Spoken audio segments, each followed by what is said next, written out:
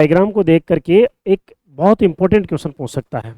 मतलब वास्तव में देखा जाए ना तो ये चैप्टर मतलब जो है ना किस लिए बना है, इस चैप्टर को आना क्यों हुआ, मतलब ये हमारे मतलब रीजनिंग के अंदर जोड़ा क्यों गया है।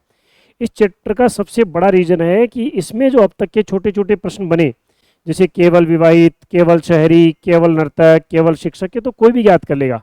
लेकिन जो इम्पोर्टेंट बात है यहाँ पर, जो इम्पोर्टेंट क्वेश्चन है जिसके लिए ये क्वेश्चन चैप्टर बना है, वो क्या है। देखो जरा 3 प्रश्न देता हूँ आपको जो बच्चों को कंफ्यूज करते हैं यहाँ पर। सबसे पहला क्वेश्चन है यहाँ पर कि भाई कुल विवाहित लोगों की संख्या कितनी होगी। सबसे पहला क्वेश्चन हो गया कि कुल विवाहित लोगों की संख्या, विवाहित लोगों की संख्या कितनी होंगी, कुल विवाहित लोग कितने होंगे। एक प्रश्न तो ये है, और एक प्रश्न है कि विवाहित लोग कितने होंगे, विवाहित लोग कितने होंगे टोटल। और एक प्रश्न है इसके अंदर कि केवल विवाहित लोग कितने होंगे, केवल विवाहित लोग कितने होंगे। ये एक्चुअल में क्या है कि बच्चों ये प्रश्न जो है ना, ये विवाहित लोग कितने होंगे, ये 3 प्रश्नों में बच्चा कंफ्यूज होगा। इसलिए यहाँ पर क्या है कि चैप्टर जो स्पेशली बना है ये इन तीनों प्रश्नों के जाल के लिए बना है। आप देख रहे हैं यहाँ पर तो क्या लगा हुआ है, कुल लगा हुआ है, यहाँ पर कुछ नहीं लगा हुआ है, और यहाँ पर केवल लगा हुआ है। तो देखो पहले वाले प्रश्न में तो किसी प्रकार से आपको दिक्कत नहीं आएगी, क्योंकि कुल साफ साफ लगा हुआ है। तो इसका मतलब कुल को आपने टोटल करना है, किसका भाई, विवाहित लोगों का टोटल कर देना है। जो भी टोटल आ रहा है वो आपका फाइनली आंसर हो जाएगा। तो विवाहित लोगों में हमारे पास में ये जो त्रिभुज है ये इंडिकेट कर रहा था किसको, विवाहित लोगों को। और इस सारी नंबर को, जो चाहे नर्तक भी हो, चाहे शिक्षक भी हो, चाहे शहरी हो, इसने पूछा कुल विवाहित शादीशुदा लोग कितने हैं। तो जितने भी शादीशुदा लोग हैं यहाँ पर सबको अपन काउंट करेंगे। तो देखो आपके पास हो गया 4 5 9 और 3 12 और 12 24 25 26 और 27। जी हाँ दोस्तों, इस पहले वाले प्रश्न का आंसर हो गया आपके पास में 1 + 2 + 12 + 3 + 4 और +5 बराबर कितना हो गया आपके पास में 27। ये आपका आंसर हो गया। तो ये तो हो गया आपके पास में इस प्रश्न का आंसर। अच्छा, नीचे वाले प्रश्न का अपन भी तुरंत आंसर कर सकते हैं। कैसे कि केवल विवाहित, इसका मतलब विवाहितों के अलावा अन्य कुछ होना ही नहीं चाहिए। इसका मतलब केवल विवाहित में क्या आ रहा है, यहाँ पर 1 आ रहा है। तो इस वाले प्रश्न का आंसर क्या हो गया हमारे पास में 1 हो गया। लेकिन जब ये दोनों प्रश्न आते थे और बच्चे सारे ही क्वेश्चन कर देते थे, लेकिन इसके बावजूद क्या हुआ, सरकार में एक ही लॉजिक आ गया नया। मतलब ये क्वेश्चन बच्चों को भ्रमित करने के लिए आ गया, क्योंकि यहाँ पर भी बच्चों का कॉन्सेप्ट क्लियर है और यहाँ पर भी बच्चों का कॉन्सेप्ट क्लियर है कि यहाँ पर कुल ज्ञात करना है और यहाँ पर केवल ज्ञात करना है। लेकिन फिर सरकार ने सोचा कि यार बच्चों को कैसे भीड़ को अलग किया जाए। तो सरकार ने क्या किया, यहाँ पर ऐसा प्रश्न दे दिया जहाँ पर न तो कुल लगाया और न यहाँ पर केवल लगा दिया, सीधा सीधा पूछ लिया विवाहित लोग कितने होंगे। सुना छोड़ दिया प्रश्न को।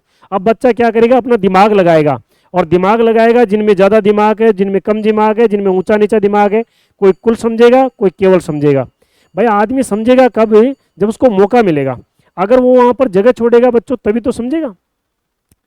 तो यहाँ पर देखो जरा, बहुत अच्छी बात है यहाँ पर, मतलब बहुत अच्छा कॉन्सेप्ट यहाँ पर क्लियर होने जा रहा है कि जब कुल वाला पूछे तो आसानी से ज्ञात कर पा रहे और केवल वाला पूछे तो आसानी से ज्ञात कर पा रहे। लेकिन मान लो इसने दिया ही नहीं, तो फिर क्या होगा भाई, यहाँ पर बताओ जरा। ऐसी कंडीशन में आप लोग क्या करेंगे, यहाँ पर कुल विवाहितों की संख्या ज्ञात करेंगे, केवल विवाहितों की संख्या ज्ञात करेंगे। अगर आप केवल की ज्ञात कर दोगे तो केवल की तो ये आंसर आ रहा है, और अगर आप कुल की ज्ञात करते हो तो देखो जरा एक्चुअल में क्या होता है बच्चों, मैं बताऊं आपको। जनरली आपने देखा होगा, जैसे मैं एक शब्द समूह को लेकर के, किसी जाति प्रजाति विशेष के समूह को लेकर के बोलूं, कभी भी मैंने बोला कि जैसे सैनिक देश की सेवा करते हैं, तो ये बताओ कुछ सैनिक देश की सेवा करते हैं कि सभी सैनिक देश की सेवा करते हैं, सभी करते हैं। हालांकि मैंने सैनिकों से पहले सभी वर्ड यूज नहीं लिया, फिर भी यहाँ पर सभी अपने आप यूज में हो गया। मैं कहूँ पंखे हवा देते हैं, इसका मतलब क्या हुआ, सारे पंखे हवा देते हैं। मैं कहूँ कि टमाटर सस्ते हैं, इसका मतलब सारे टमाटर सस्ते हैं। जी हाँ दोस्तों, यहाँ पर ये चीज़ हो रही है कि यहाँ पर विवाहित से पहले यदि कुछ नहीं लगा हो तो वहाँ पर किसका एहसास लेना, अपने को कुल का एहसास लेना है वहाँ पर, कि कुल यहाँ पर मान करके उत्तर देना है अपने को। तो इसका आंसर भी कितना हो जाएगा हमारे पास में 27 ही इसका आंसर हो जाएगा। अब आपको इस समस्या से बचने के लिए क्या करना पड़ेगा, 2 तरीके हैं। या तो ये देखो कि कुल लगा हुआ तो कुल करना है, और अगर मान लो केवल नहीं लगा हो, बस ये ध्यान रखना है कि केवल अगर नहीं लगा हुआ हो तो हमेशा कुल ही याद करना, चाहे कुछ लगा हुआ हो या फिर कुछ नहीं लगा हुआ हो, तो हमेशा क्या ज्ञात करना है, कुल ही मान यहाँ पर ज्ञात करना है। तो एक ये बहुत अच्छा कॉन्सेप्ट जिसके लिए प्रश्न बना है, एक तो ये चीज, और एक दूसरा जरा कि यहाँ पर एक भ्रमित करने के लिए आपको इस प्रकार का क्वेश्चन पुटअप कर लेता है ये जनरली, कि जैसे भाई यहाँ पर पूछ लेगा कि यहाँ पर ऐसे कितने असाक्षर, क्या पूछ लेगा कि असाक्षर विवाहित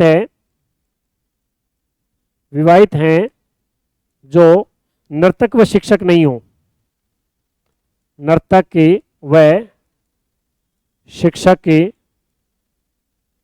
नर्तक व शहरी नहीं हो, शहरी नहीं हो, ये बताना आपने को। ये क्वेश्चन आ गया आपके पास में। असाक्षर, असाक्षर का मतलब क्या हुआ, अनएजुकेटेड, जो पढ़े लिखे नहीं है। इसका मतलब ये बताओ जरा मुझे, ये सारे के सारे आपको पता है, ये शिक्षक यहाँ से लेकर के और यहाँ तक ये क्या है, सारे के सारे किसको शो कर रहे हैं, शिक्षकों को शो कर रहे हैं। अब इसने क्या पूछा कि असाक्षर, इसका मतलब साक्षर नहीं होना चाहिए, तो क्या असाक्षर व्यक्ति शिक्षक हो सकता है, नहीं हो सकता।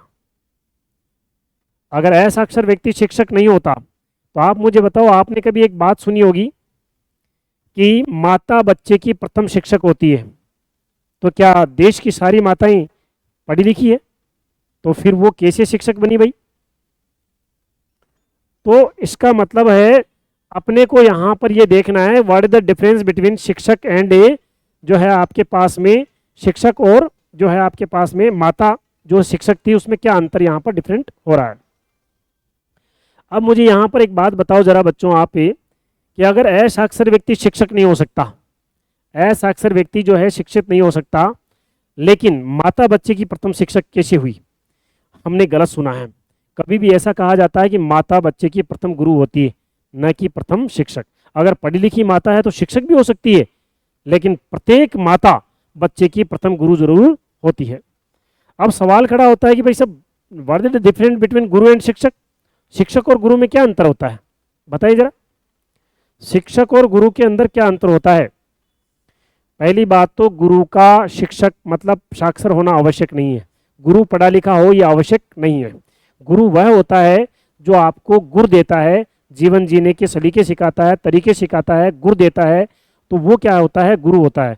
और वो जरूरी नहीं कि पढ़ा लिखा हो, वो आपके जीवन को वैसे भी सफल बनाने के और प्रयास कर सकता है, तो उसका पढ़ा लिखा होना जरूरी नहीं है।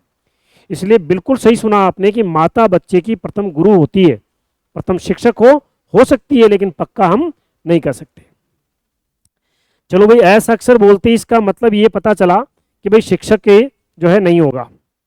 परंतु अगर मैं बोलता कि क्या असाक्षर व्यक्ति मास्टर बन सकता है, कि भाई क्या असाक्षर व्यक्ति मास्टर बन सकता है, नहीं बन सकता। तो फिर आप फंस गए अब कि अगर मान लो मैं कहूँ कि जो टेलर है, कपड़े सिलने का मास्टर है, उसको सब लोग मास्टर जी बुलाते हैं, तो क्या प्रत्येक टेलर पढ़ा लिखा है, और पढ़ा लिखा नहीं है तो फिर वो कैसे मास्टर है। इसका मतलब असाक्षर व्यक्ति मास्टर भी बन सकता है, असाक्षर व्यक्ति गुरु भी बन सकता है।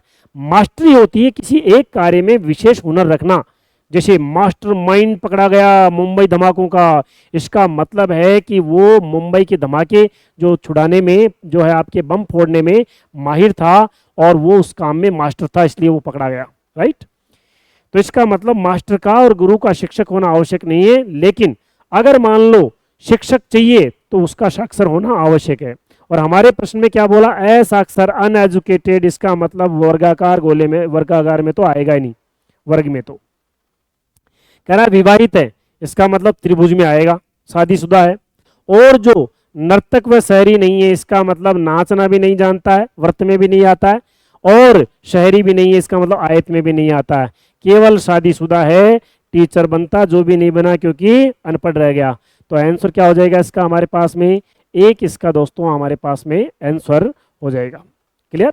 तो ऐसे प्रश्नों में क्या है कि हमें इस प्रकार से ये करना पड़ेगा कि थोड़ा सा ध्यान रखें कि कुल कब कहाँ पूछा है, केवल कहाँ पूछा है, केवल और इन शब्दों का ही क्या है यहाँ पर जाल है।